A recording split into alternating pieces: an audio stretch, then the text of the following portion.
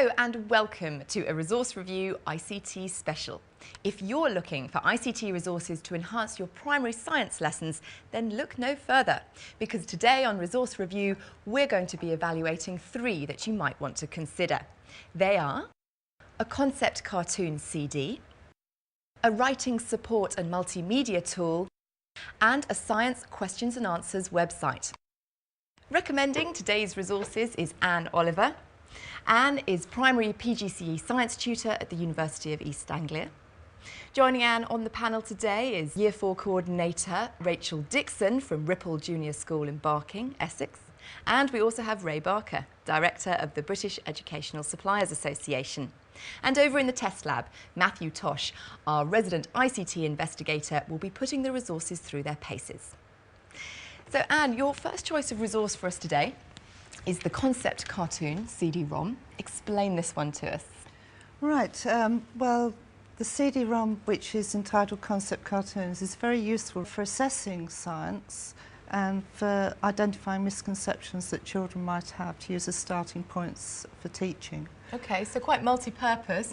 What do you actually get? What's on it? This is one of my favourites. It's about looking at thermal conduction, and one of the things that children will quite readily say is if you put a coat on a snowman, that it will melt. So using this resource, the teacher can kind of work out those kind of misconceptions? They can work out where they're actually at, where their thinking is. I like the way it enables children to come up with ideas without feeling it's a right-wrong culture of assessment. OK, well thank you very much, Anne. Let's go over to Matthew now to see a bit more of Concept Cartoon CD. Over 100 cartoons on a CD-ROM. I thought, great, I'll do that. Then they told me it was concept cartoons. I should have known better. But if we have a look at the resource though, you'll see it's divided into a series of conceptual chapters. And here they appear on the left. And you just move your pointer over the top of each one and you can see on the screen what each one is about. Now, if I click on one of them, we can see the kind of slides that correspond to that chapter. And again, at the very bottom, we've got our numbers and you can see what each slide is. Now, I do think this is a little bit of a slow way of navigating around the CD-ROM to find a cartoon to use. So I just want to show you the index. You can jump to topics really easily, and when you click on one, you can see the slides that correspond to that topic on the right-hand side. So I'll click onto Snowman. This is our first cartoon. You can see the picture appears, it's really clear to see, and speech bubbles come up. One of them is completed already, just to get you thinking about the topic. The others are blank. And you can bring up what those other characters are saying by clicking on them, like that. And if you're using an interactive whiteboard, you could always leave them clear and actually get pupils to write ideas in. So we'll get the last answer up. The thing about a concept cartoon is it won't allude to the right or wrong answer. It's designed to promote discussion. But if you're getting a bit perplexed yourself, then you can always click on the textbook icon in the bottom left-hand corner. This gives you information about the topic you're looking at, so it can avoid those embarrassing moments. There's a lot of information here for teachers. So if you're unsure on your science, it's well worth checking out beforehand. You'll notice there are some arrows on the bottom right-hand corner, and this allows you to cycle through some of the slides in that particular topic. They're great for use on an interactive whiteboard, but if you don't have that luxury, there's absolutely nothing stopping you from right-clicking on the picture and selecting print from the menu. You could then print it out as handouts to use on notice boards, or take it along to a staff room to colour in during a meeting. There's plenty of scope for its use.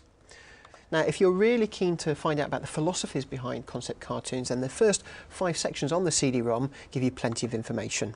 So there's plenty to be going on with there. Personally, I prefer all the colourful pictures.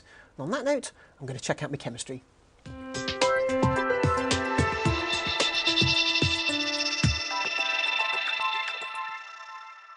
Well, Sue, Matthew showed us some of the teacher support that's available on the CD. Yeah. How much work would a teacher really have to put in to get the most out of that resource? With any resource or topic that teachers are involved in, there'll be some aspects that they feel more confident with than others. So it's a very difficult question to put a quantity on. But for I the think quite easily. Teacher, would you say it's quite accessible to them? Yes, I do, because also the nature of the format means that different views can be put forward. So it isn't looking for a right answer, it's looking for a debate on that issue. OK, well, over now to Rachel, who's actually used the resource in her classroom. How did it go down? It's great. I have used this quite a lot within the classroom, and the children do love it. I'll just show you one that we did actually use within the classroom. In our recent topic, we're doing plants. And we looked at this Seeds in the Dark one. Now, because we have used this quite a lot in the classroom, what I particularly like about these characters is that you get the same characters following through in all of the concept cartoons. It doesn't have every cartoon for every lesson, but you wouldn't want it to, because it would get boring. Ray, what do you think? I think it's great value for money, really, in terms of the fact that it encourages talk, and there isn't enough talk. I know we're trying to shut kids up a lot of the time, but I think in science particularly, where it's a kind of non-specialist subject, mostly for teachers who might be a bit nervous about it, to get the kids to investigate what's going on, and, you know, the teacher having the facts so that they're not really caught out. I think that's really, really, really good. Well, Anne, it's time now to move on to your second choice of resource. This is called Clicker 5. Explain this one to us. Well, Clicker 5 can be used across all areas of the curriculum, not just science. But I particularly like it for science because you can build up a word bank. The word bank we've got here looks at a certain aspect of science that was written after a walk that the children did. They can either fill in these words in the word bank and then to just click on one and it comes up. And if they want to build it into their writing. So if you're looking at predator and prey, for example, very young children might get hung up on writing, and I've got a real problem with an emphasis being put on literacy in a science lesson. I want the children to think about the science words and science content, so this is a tool to help them actually focus on the content. OK, well, thank you very much. Right. Let's go back to Matthew to get more of a tour of Clicker 5. Clicker is a multimedia tool which allows you to write with words, phrases and pictures. It can help you structure your sentences, for example, if you're trying to write the results of an experiment. Now, the view we've got on the screen at the moment is the one where it works as a normal word processor, and you can type in words, but when you press the full stop button, the program reads your words. It reads out what you've typed. Now, there's a little bit more to it than this, because you can use this special phrase bank at the bottom, and we've just got a very simple one on here to show how it works. And I can click on each phrase like that. The boy builds a model, and you can read out everything on the screen just by clicking on the speech bubble. The program reads your words. The boy builds a model. So it's good for writing things like that. Now, there is another dimension to it because there's an Explorer feature here. And it works a little bit like Windows Explorer. You can sort of search around on the CD for other resources. So, as we're on a science programme, we'll have a look at some frogs. Now, this resource here has been created with the Clicker program itself, so you can see some of the things that you can do with the software. We've imported some pictures, we've got some text boxes, and there's even the reading out function. The frogs lay eggs, called frog spawn, in the water. On this next slide, they've imported some video as well. So you can see frogs mating busily there in the spring. Another resource I found is this one here. It's another sciencey one. It allows you to name animal names, and I can just click on the box like that and insert the name of an animal. But if you look, I can actually put any old name in. The downside with this is it doesn't allow you to check your answers, but you can print them out and things and maybe hand it into a teacher. Now, don't worry, if you're sat at home thinking, I'm going to have no time to be able to put resources together using this software, there is plenty on the CD, and there's a website that offers support. And if we just have a quick look, you can see there's lots of resources here for all the different aspects of science, indeed all subjects across the curriculum, and they're free to download. And that concludes our tour of Clicker 5.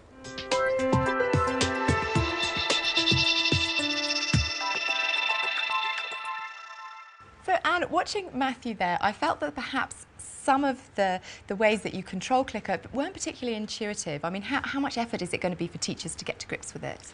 It is a programme that demands a bit of time spent on it to find out, you know, all the possibilities, and it can be used very simply, or it can be used in a more complicated way. Well, Rachel, what did you think of it? It's not an intuitive programme. It's a programme that needs to be inset-led. The word bank was great. We created gap fillers, which again can lead to assessment of their children's knowledge. It is a great tool. The speech is okay. It's not. It doesn't model good patterns of speech, so you do need to be a bit careful with that. Ray, I mean, would you recommend teachers bother to get to grips with this? Oh, absolutely. I mean, teachers are passionate about it, actually. I mean, it's one of the, the best-selling programmes for special needs. It was devised as a special needs product. And for primary science? Well, I can see its use in primary science. It's not a particular piece of software, a tool designed specifically for primary science, but as with most of the primary curriculum, once you have it in your school, there's lots of other things that you can use through the clicker machine. Well, Anne, it's time now to move on to your third choice of resource. This is a website called Ask Dr. Universe. Explain it to us. Well, Dr. Universe is a website that children can access easily enough to ask questions that they want to ask that might be considered silly, if you like, I don't know, why do ducks have bright shiny feathers on their heads? So, for example, if they just put in ducks and go to search, then it will come up with questions that have been asked about ducks beforehand. So, and how does the site generate the answers? I mean, are there real people replying to the pupils online, or is it just the blurb actually says that it comes from university-based research, and so they're not getting an instant answer to a new question. It could take a while, and there is an overload. When you say a while? 2 or 3 days. Right. Okay. Yes, but it's global. It's worldwide. So there might be questions on there from any country in the world. All right. Yeah, thank you. Well, over here, how did it go down in your classroom? I do find that this website is a victim of its own success, really, because it is a fantastic website. Questions are hugely important to promote inquiry, whether it's in science or any topic, really. But we submitted a question and we still haven't heard back. So it does take a while, and children, I mean, it was great because it promoted independent learning. Children went home, they logged on, they said, oh, I've asked this question today, and they love to try and trick Dr. Universe. So it actually extends their own thinking because they're trying to come up with quite complex things. But they still haven't heard back from their questions, so they've been slightly demotivated by that. So, what do you think of? Love the idea of questions. It's the answers that bother me. I mean, they go on for about 15 screens, and they aren't always actually for the level of your teaching. I can't see 7-year-olds reading it personally. Who's it best for? Really, the teachers? Well, it depends because, as you say, they were really keen to ask questions. So for that point alone, I would recommend it. Yeah. And then the teacher works with them with the answers. But I agree with what you're saying. Yeah. But it's the best website that I've found for children actually being able to ask their own questions. Good to I think ask it's the questions. same with any resource that we use. It's how it's used that's important, not Yeah, just you're right. not How just it's why. Down to the teacher's creativity in the Yes, end. yes. Okay. Well, thank you all very much. That's all we've got time for. But just to recap, the 3 resources that we looked at today were Concept Cartoon CD-ROM from Millgate Publishing and Consultancy Limited, Clicker 5 from Crick Software Limited, and Dr. Universe from Washington State University. For more information about all of the resources we talked about, go to our website. It's teachers.tv/resource review. Or if you want to email us, resourcereview@teachers.tv. Big thank you to the panel, to Anne, to Ray and to Rachel. Thank you for joining us. We'll see you next time on Resource Review. Bye-bye.